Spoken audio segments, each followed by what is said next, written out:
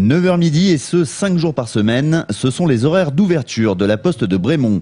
Cette petite bourgade de 750 âmes située tout près de Langeais ne représente pas une grande rentabilité pour la poste. Du coup, au fil des années, les heures d'ouverture ont diminué. Jacques, aujourd'hui à la retraite, travaillait dans ce bureau de poste à l'époque où il tournait à plein temps. Il a vu l'évolution et s'en inquiète. On est passé d'une ouverture donc de 6 heures par jour à un petit peu moins. On a supprimé la distribution. La personne qui était là ne faisait plus que le guichet. Puis après, on a supprimé les après-midi. Et maintenant, on a supprimé en une journée. Maintenant, on en est à 5 jours par semaine au lieu de 6. Et que le matin.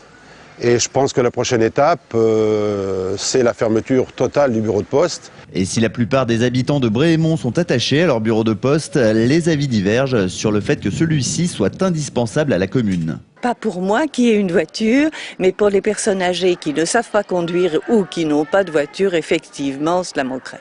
Prendre la voiture pour le courrier, moi je trouve pas ça pratique du tout.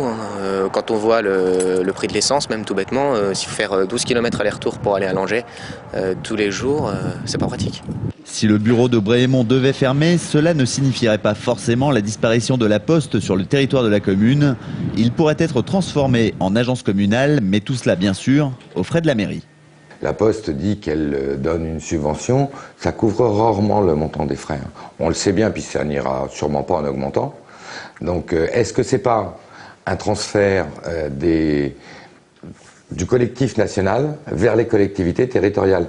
L'État devrait se prononcer d'ici la fin de l'année concernant l'ouverture du capital de la Poste. En attendant, le bureau de Brémont va encore bien dépanner ses habitants.